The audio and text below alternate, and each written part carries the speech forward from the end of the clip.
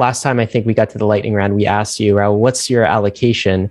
And if I recall correctly, you said at the time, this is November last year, 25% gold and then 3/4 crypto. And of that 3/4 allocation, it was like 80 to 85% Bitcoin and then 15% Ether at the time. Has that changed? And how has that changed in your personal portfolio? Ridiculously. Soon after that, my Ether allocation started going up. I sold my gold almost immediately around then, maybe just before then. So I was 100% crypto and I have been for a long time now.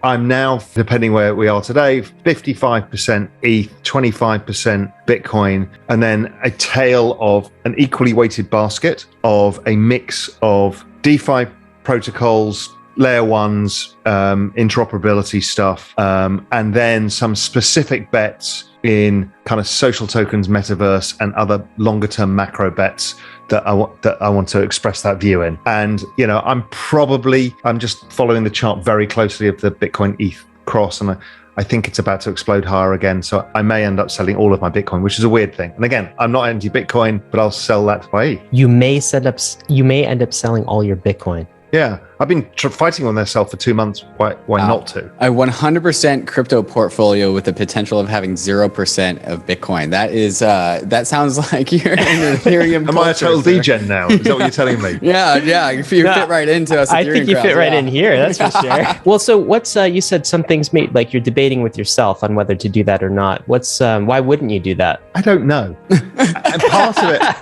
it's the part of the backlash from doing it. And also, I spend a lot of my time speaking to, for no reason than to help the community, I speak to a lot of institutions, sovereign wealth funds, and everything about adoption, and Bitcoin is the thing.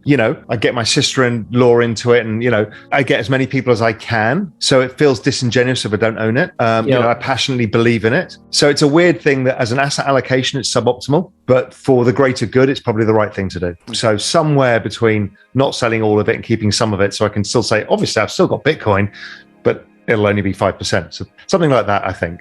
How about end of 2021? Take us there. So do you have any price predictions? Let's do Bitcoin and my price prediction has been ETH north of 20,000. Wow. And that's pretty simple. All I did is just map over the ETH chart to the Bitcoin 2017 chart. They work perfectly, and it gives you 20,000. So, there's no great science to that, but it feels about right. I've also mapped the Bitcoin price versus Bitcoin 2013. They look pretty similar. And there's a bunch of other ways I do it with Bitcoin, with log charts and regression analysis, stuff like that. Generally speaking, I think it's somewhere between 250 to 400,000 with an outside chance of 1 million if we get an extended cycle. We're talking the end of 2021, or are we talking longer term than that?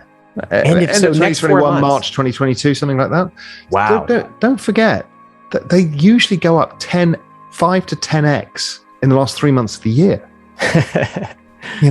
So, we haven't even got to the all-time high, but let's say Bitcoin goes up, 5x from the 60,000 high. That's 350. That'd be very normal rally for year end, considering we're about to have an ETF. And if I'm right, we might see the central bank pivoting to more printing. They may not print more money this year, but they'll start talking about it. Those two things alone are enough to drive Bitcoin to 350, 5x from here. You do think we're about to have a Bitcoin ETF then? Gary Gensler's going to prove without question.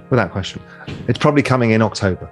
Tell me, what is the most hopeful way we can come out on the other side of this rocky decade? My view has become somewhat different. Those factors are not going away, but we've got something else that I call the exponential age that's come into the middle of this. Over the next 10 years, we're already, all of us, dealing with this crypto exponentiality, right? We're starting to get our heads around what exponentiality means. When I say crypto goes up 5x in the last 3 months of the year, you kind of laugh, but you think, yeah, it's possible. Right, that's understanding. I definitely do.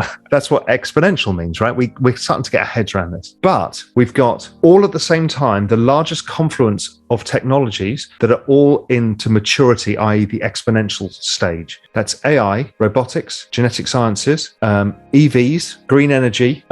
We have distributed computing power, Internet of Things, wearable technology. There's autonomous vehicles. There's a whole bunch of these things that are game changing. Literally, we can't get our heads around what this all means. And it's all going to happen at the same time. Now, there is a decent probability that changes the trend rate of growth finally. And then there is another probability that if you stick any money into any of these things, you can make some real returns, some really gigantic returns. And we talked about it in the crypto space. So a lot of people, I used to argue that average millennial at 32 years old was pretty screwed because their parents got an opportunity of all-time cheap valuations of equities, all-time cheap valuation of property, all-time cheap valuation of bonds and credit. They couldn't help but make money by just saving some money. They screwed it up by borrowing money, but that's what they did. And they borrowed money because their wages didn't go up. And I've proven that out over time. It's amazing. If you adjust household debt for wages and look at the total savings, the total amount, it's basically stayed consistent. They've just topped up their loss of purchasing power over time. But the millennials were faced with all-time record property prices, all-time record equity prices, all-time record credit prices, fixed income prices. So what was their marginal expected return was so low that they didn't bother saving. Then 2020 came along and it changed everything because you financialized the whole lot of them in one go. And crypto is a lot of this opportunity, and a lot of them are investing in stuff like ARK, which is these long shot future things. And I think that's dead right. I think there's a huge opportunity for people, both in building businesses, investing in stuff, and just the chance for society to adapt at a rapid pace. But it's going to leave a lot of people behind because people fear change. And if you're not used to it, you're going to get terrified. I mean, look at the narratives that are going on right now. Vaccine, anti-vaccine. What is that about? Technology. Elon Musk, self-driving cars, Tesla, the hatred and the love. What is that about? Technology. Cathie Wood. I mean, why people are creating an anti-Cathie Wood ETF? That's beyond me. Why? Technology. What is going on with global warming? Why do people fear that? Technology. Why do people fear Bitcoin? Technology. Why do Bitcoin people fear Ethereum? Technology. It's this unprecedented rise in technology that is making us all feel like, Christ, I can't keep up. And I don't want things to change as fast. And that's driving societal problems on a scale, and that's not going away unless society participates in change and benefits. But we're still fighting about a vaccine saying, there's a benefit, basically free for everybody, and half the people don't want it because it's technology. Oh my God, you're messing with my DNA. I mean, but that will change over time. People get accepting of stuff that they weren't accepting of before. So do you think that pattern of cycles, the cyclical nature of boom and bust nature of crypto, is that going to continue? Or is this going to change now that we've kind of elevated ourselves into the mainstream? I think cycles morph and change over time. But humans, by definition, tend to be cyclical in what we do. GDP is cyclical, credit is cyclical, equities are cyclical, commodities are cyclical. So there's something inherent within how humans get excessively pessimistic and excessively optimistic, that it's cyclical. Is it driven by the halvening? Probably. Will that continue in due course? Maybe not. But there'll still be a cyclicality, and it'll keep moving around. If you look at the GDP cycle, it used to be kind of every 3 years, peak, trough, peak, trough, peak, trough.